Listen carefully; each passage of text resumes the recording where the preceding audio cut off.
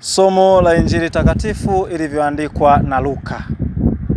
Siku ile Yesu aliona mtoza ushuru jina lake Lawi ameketi forodhani. Akamwambia, nifuate. Akaacha vyote akaondoka akamfuata. Na Lawi akamfanyia karamu kubwa nyumbani mwake.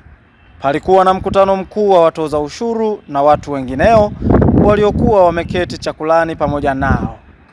Ikawa Mafarisayo na waandishi wao kuwanung'unikia wanafunzi wake wakisema, mbona mnakula na kunywa pamoja na watoza ushuru na wenye dhambi?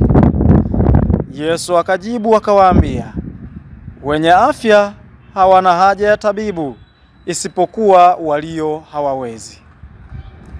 Sikuja kuwaita wenye haki, bali wenye dhambi wapate kutubu. Neno la Bwana. Pendwa mtazamaji wa Jimbo Katoliki Njombe Online TV, leo ni Jumamosi baada ya Jumatano ya Majivu. Katika kipindi cha Kwaresma tunaalikwa kutoka mwinjili Luka sura ya 5 aya ya 27 hadi 32 kwamba Kristo amekuja kwa ajili yetu wenye dhambi, hivyo tumkimbilie yeye ili tupate kuurithi uzima wa milele. Kristo amekuja kwa ajili yetu sisi wenye dhambi, hivyo tumkimbilie yeye ili tupate kuurithi uzima wa milele.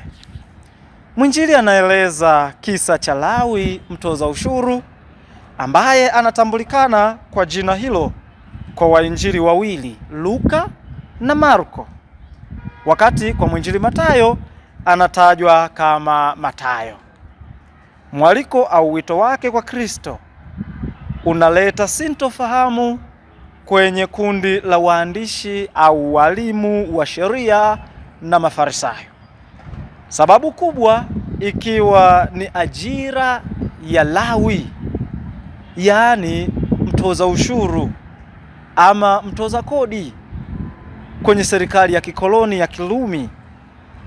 Watu wa namna hii hawakupendwa na jamii zao, kwani walionekana kama wevi, wanyang'anyi, wadhulumaji na wanyonyaji. Kifupi, walijulikana kama watu wenye dhambi. Baada ya Yesu kumwambia Lawi, nifuate, tunaambiwa Lawi aliacha vyote akamfuata. Na zaidi sana, Lawi akamfanyia Yesu karamu kubwa, akiwaalika na watoza ushuru wenzake na watu wengine pia. Hebu tujifunze kutokana na makundi haya mawili. Kundi la kwanza la waandishi na Mafarisayo, na kundi la pili la Lawi na wenzake. Waandishi na Mafarisayo, kundi la kwanza, walijiona wakamilifu, wenye haki, wasio na dhambi. Ndiyo maana wanawaambia wanafunzi wa Yesu kwamba, mbona mnakula pamoja na watoza ushuru na wenye dhambi? Kristo anawajibu, mwenye afya hahitaji tabibu, isipokuwa walio hawawezi. Ndugu zangu, ugonjwa unajulikana kwa namna mbili, yaani wewe mwenyewe kujiona mgonjwa au wengine kukuona wewe mgonjwa. Katika kipindi hiki cha Kwaresma, badala ya kutumia muda mwingi sana kuwatazama wengine katika ugonjwa wao, kujivika ufarisayo, kila mmoja ajitazame mwenyewe kikamilifu kabisa, amwendee daktari kwa kufanya toba ili apate tiba. Tukumbuke Yohane katika waraka wake wa kwanza sura ya kwanza aya ya 8 anasema, tukisema kwamba hatuna dhambi tunajidanganya wenyewe, wala kweli haimo mwetu. Kundi la pili la Lawi na wenzake. Kundi hili lina watu wanaoonyesha wazi unyenyekevu wao na kujitambua kwamba ni wenye dhambi machoni pa watu na machoni pa Mungu mwenyewe. hivyo wako tayari kufanya toba na kuanza maisha mapya. Aidha, Lawi kama mfano yuko tayari kuacha vyote, mathalan maisha ya dhuluma, unyang'anyi, uongo na maisha ya dhambi kwa ujumla wake. Anamfuata Kristo kikamilifu na kiaminifu, na zaidi sana anawaalika na wenzake kupokea mwaliko wa Kristo, nao wanapata uponyaji wa kimwili na kiroho. Kuna msemo wa wahenga usemao, kizuri kula na mwenzako.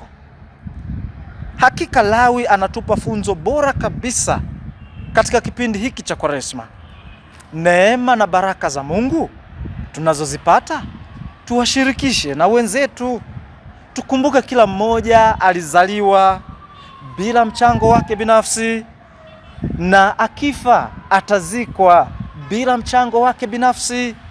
Hivyo tunategemeana, tuishi kwa kupendana.